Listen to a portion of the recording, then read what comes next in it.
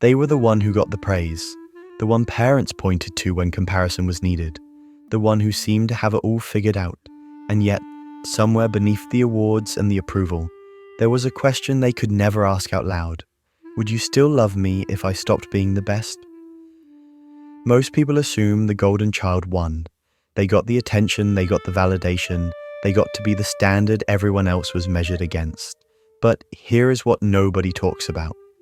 Being the standard is also a cage, and the golden child is not the opposite of the wounded child. They are just wounded differently. In the next few minutes, I will show you exactly how being the favorite creates its own invisible pressure, why the golden child often feels more alone than anyone in the family, and what it actually takes to step out of a role you never chose but spent your whole life performing.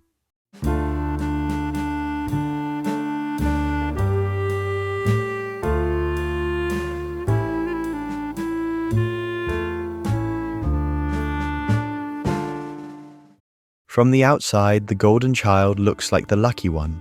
They received more praise, more encouragement, more visible affection. But what most people do not see is the weight that comes with that position. Because when you are the one everyone is compared to, you are not allowed to fall. You are not allowed to struggle. You are not allowed to be anything less than the image that was built around you. The pressure is invisible because it does not come with criticism. It comes with expectation. Every time a parent said, "Look at how well your sibling is doing," the golden child heard something else underneath. You must keep being this. You must not disappoint. Your value depends on staying ahead. This creates a specific kind of anxiety that is hard to name. It is not the fear of being criticized. It is the fear of being ordinary. The fear that if they slow down, if they make a mistake, if they show weakness, the love that seemed so certain will quietly disappear. They learned early that affection followed achievement, and so they kept achieving, not because they loved success, but because they feared what would happen if they stopped. The golden child often becomes the high achiever who cannot rest, the perfectionist who sees every flaw as a threat, the person who looks confident on the outside, but internally feels like they are one failure away from losing everything. They do not know how to exist without performing because performance was the condition for belonging. And here is the part that makes it even harder to heal. They are not supposed to complain. Society tells them they were the fortunate one. Family members remind them how good they had it. So they learn to hide the pressure. They smile through the exhaustion. They pretend the weight is not there. And over time, they start to believe that their struggles do not count, that compared to their siblings, they have no right to feel anything but grateful. But pressure does not disappear just because it is unacknowledged. It builds, it distorts, and eventually it creates cracks in a foundation that everyone assumed was solid. The golden child may look like they have it together. Inside, they are often holding themselves together with rules and standards that leave no room for being human. There is a version of conditional love that nobody recognizes as conditional. It looks like praise, it looks like pride, it looks like a parent beaming at their child and saying, "You are so much better than the others." But underneath that praise is a message that shapes everything. You are loved because you are ahead, not because you are you. The golden child does not receive love for who they are. They receive love for the gap between them and their siblings. They are not celebrated as a person. They are celebrated as a comparison. And that difference matters more than most people realize. Because when your worth is defined by distance from others, you can never stand still. You must keep widening the gap. You must keep proving the comparison was justified. This is why so many golden children struggle to receive love in adulthood. They do not trust affection that comes without achievement attached. When someone loves them simply for existing, it feels suspicious, it feels temporary, it feels like something that will be taken away the moment they stop being impressive. They have been trained to earn love, so free love feels like a setup for disappointment. In relationships, this creates a quiet but constant performance. They keep trying to be valuable. They keep trying to stay useful. They struggle to show vulnerability, because vulnerability means admitting they are not ahead of anyone. They are not better than their partner. They are just a person, with flaws and fears and ordinary needs. And for someone whose identity was built on being exceptional, ordinary feels like a death sentence. The golden child often becomes the partner who gives too much and receives too little. Not because they are naturally selfless, but because they do not know how to exist in a relationship without proving their worth. They anticipate needs, they overfunction, they make themselves indispensable, and then they wonder why they feel exhausted and unseen despite doing everything right. The answer is simple but painful. They were never taught that their presence alone is enough. They were taught that love follows performance, and so they keep performing even when no one is asking them to, even when the relationship would be healthier if they stopped, even when their body is begging them to rest. There is a question the golden child learns to avoid at all costs. Who am I if I am not the best? Who am I if I am not ahead? Who am I when there is no one left to compare myself to? This question terrifies them because they were never given the space to answer it. Their identity was built on position, not on personhood. They know what they achieve, they know how they rank, but they do not know who they are when the scoreboard disappears. They developed a sense of position, not a sense of self. And positions are fragile. Positions require constant defense. This is why the golden child often experiences a particular kind of crisis in adulthood. It might come when they fail for the first time, or when they meet someone who is clearly better than them in an area they thought defined them, or when life simply moves on and the comparisons that once made them special no longer matter. In that moment, they do not just feel disappointed, they feel erased, because without the position, they do not know who they are. The identity that was supposed to be solid turns out to be hollow. It was built on external validation, not internal foundation. And when the validation stops, the whole structure starts to shake. Some golden children respond to this by working even harder. They chase new achievements, new titles, new ways to prove they are still ahead. But the relief never lasts, because the problem was never about achieving more. The problem is that achievement became a substitute for identity. And no amount of success can fill a gap that was supposed to be filled by simply knowing who you are. Others respond by collapsing. They burn out, they withdraw, they lose motivation entirely because the only motivation they ever knew was fear of falling behind. When that fear stops working, they do not know how to move forward. They sit in the emptiness and wonder if everything they built was ever real, or if it was just a performance that finally ran out of script. Perhaps the most painful part of being the golden child is what it does to the relationships that should have been safe. The ones with siblings, the ones with family members who watched the comparison happen and carried their own wounds from it. The golden child often grows up feeling strangely isolated in their own family. Their siblings may resent them for being the favorite, even though they did not choose that role. Family gatherings carry an undercurrent of tension that no one names but everyone feels. They are praised publicly and distanced privately. They have a position in the family, but they do not always have a place. And here is what makes it worse. They often do not understand why. They did not ask to be compared favorably. They did not create the dynamic, but they benefited from it. And that benefit came at a cost that their siblings paid. So now there is a wall between them that neither side knows how to take down. The golden child feels guilty for something they did not choose. The sibling feels hurt by something the golden child did not do. And the real source of the damage, the comparison itself, is rarely addressed. Some golden children try to fix this by downplaying their achievements. They shrink themselves to make others comfortable. They apologize for successes they worked hard for.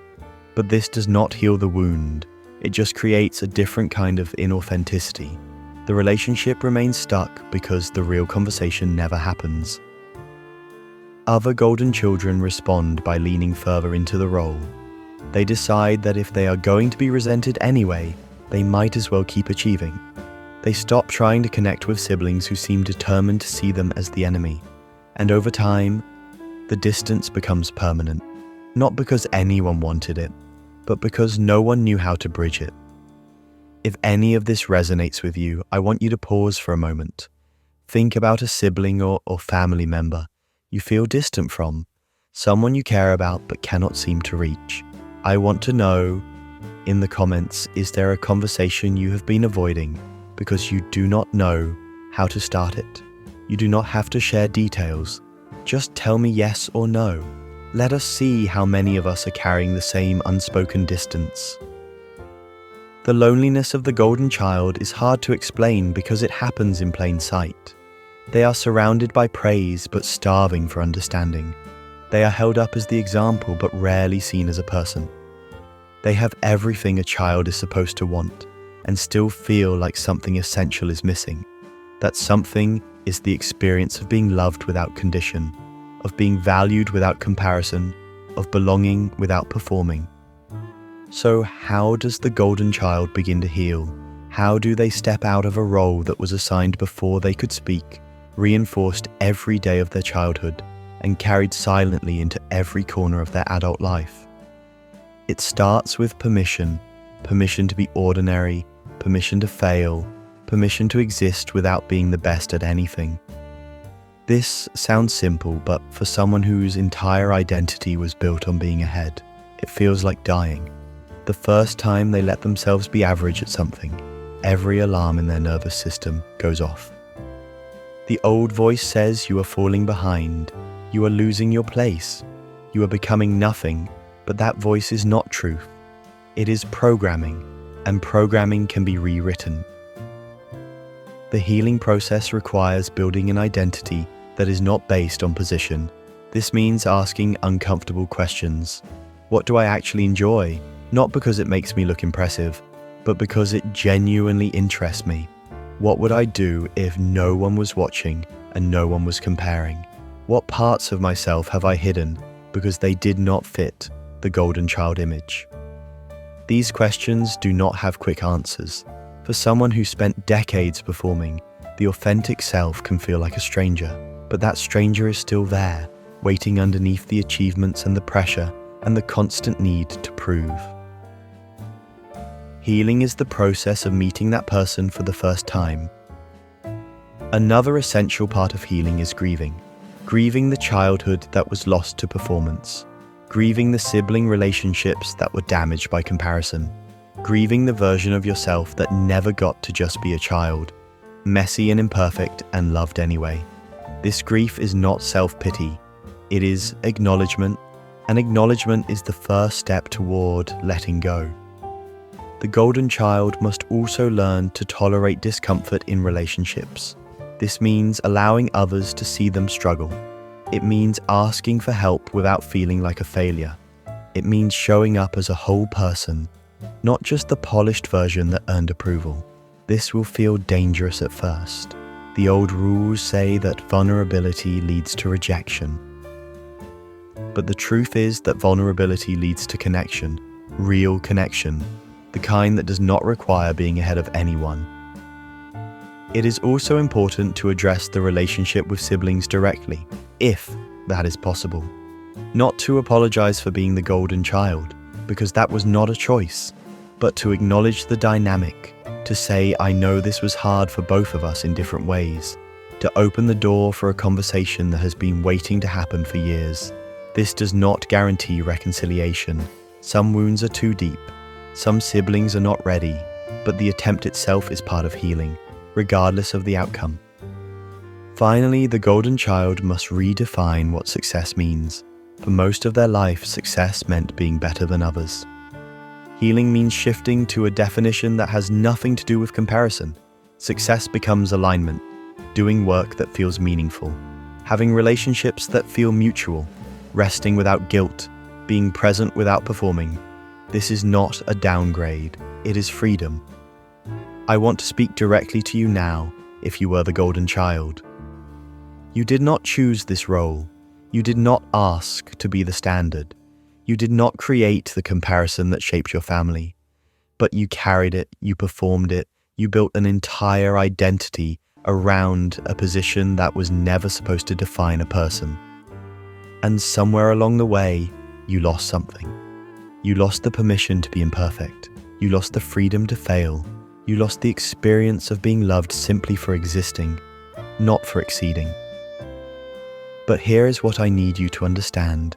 You were not loved more. You were just compared differently. The praise you received was not proof of your worth. It was proof of a system that measured children instead of accepting them. Your siblings were hurt by that system, and so were you, not in the same way, not with the same wounds, but hurt nonetheless. The golden child and the compared child are not opposites. They are two sides of the same injury. One was told they were not enough. The other was told their worth depended on staying ahead. Neither was loved unconditionally. Neither got to just be a child. Healing does not mean rejecting everything you achieved. It means separating your achievements from your identity. It means knowing that you would still be worthy of love if you never accomplished another thing. It means finally answering the question you have been avoiding your whole life. Who am I when I am not the best? And discovering that the answer is not nothing. The answer is you, just you, and that is enough. Before you go, I want to ask you something. If you could go back and tell your younger self one thing about being the golden child, what would it be? What do you wish someone had said to you when you were still learning that love came with conditions? Share it in the comments, because your words might be exactly what another golden child needs to hear today. The golden child spent their whole life on a pedestal. What they did not realize is that pedestals are lonely places. You cannot sit down, you cannot rest, you cannot be held. Healing is the process of stepping off, not falling, stepping, choosing to stand on solid ground with everyone else, choosing to be ordinary, choosing to be real, and discovering, perhaps for the first time, that you were never loved for being above. You were always meant to be loved for being here. That is where healing begins. That is where you finally come home.